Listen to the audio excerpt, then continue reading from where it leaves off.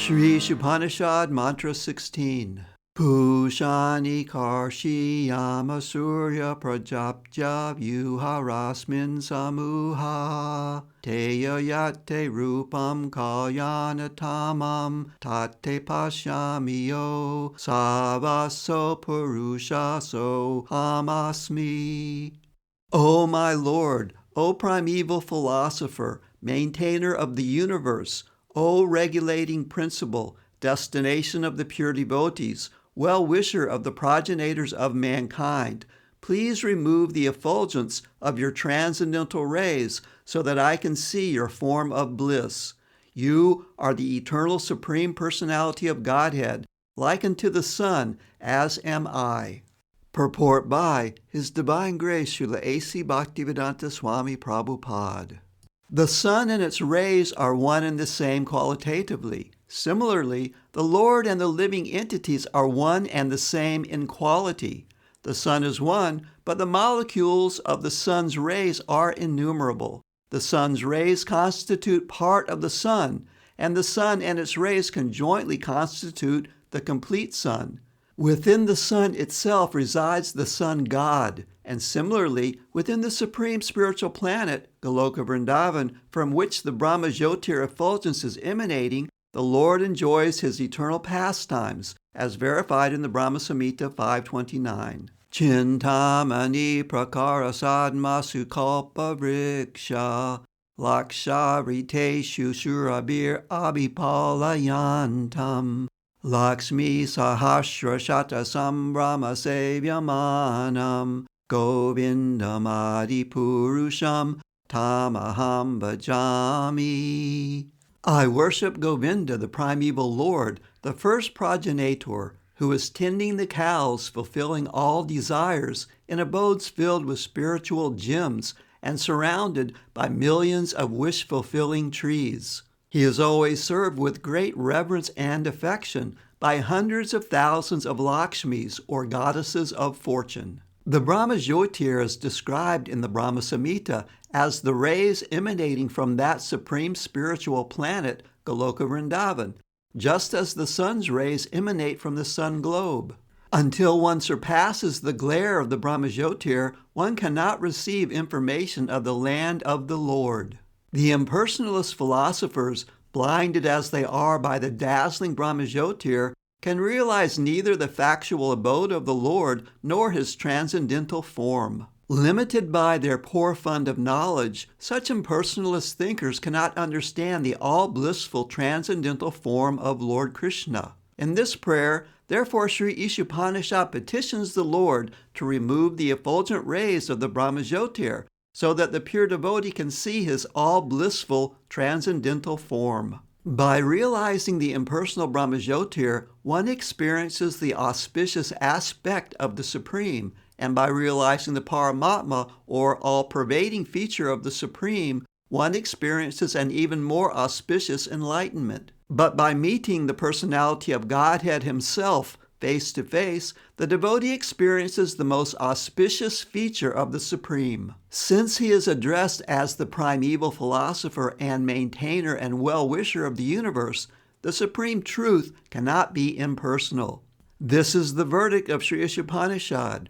The word Pushan, maintainer, is especially significant, for although the Lord maintains all beings, he specifically maintains his devotees. After surpassing the impersonal Brahma Jyotir and seeing the personal aspect of the Lord and his most auspicious eternal form, the devotee realizes the absolute truth in full.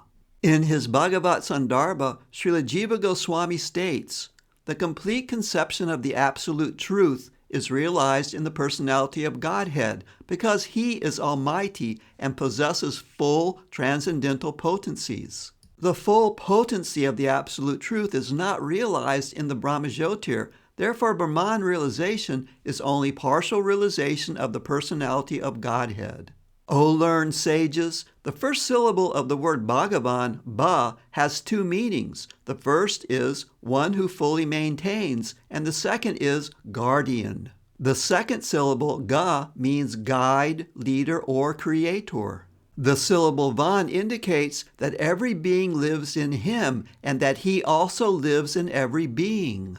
In other words, the transcendental sound Bhagavan represents infinite knowledge, potency, energy, opulence, strength, and influence, all without a tinge of material inebriety. The Lord fully maintains his unalloyed devotees, and he guides them progressively on the path toward devotional perfection. As the leader of his devotees, he ultimately awards the desired results of devotional service by giving himself to them. The devotees of the Lord see the Lord eye to eye by his causeless mercy. Thus, the Lord helps his devotees reach the supermost spiritual planet, Goloka Vrindavan. Being the Creator, he can bestow all necessary qualifications upon his devotees so that they can ultimately reach him. The Lord is the cause of all causes. In other words, since there is nothing that caused him, he is the original cause. Consequently, he enjoys his own self by manifesting his own internal potency. The external potency is not exactly manifested by him, for he expands himself as the Purushas, and it is in these forms that he maintains the features of the material manifestation. By such expansions, he creates, maintains, and annihilates the cosmic manifestation. The living entities are also differentiated expansions of the Lord's self, and because some of them desire to be lords and imitate the Supreme Lord, he allows them to enter into the cosmic creation with the option to fully utilize their propensity to lord it over nature. Because of the presence of his parts and parcels, the living entities, the entire phenomenal world is stirred into action and reaction. Thus, the living entities are given full facilities to lord it over material nature. But the ultimate controller is the Lord himself, in his plenary feature as Paramatma, the Super Soul, who is one of the Purushas. Thus, there is a gulf of difference between the living entity Atma and the controlling Lord, Paramatma, the Soul and the Super Soul. Paramatma is the controller, and the Atma is the controlled. Therefore, they are in different categories.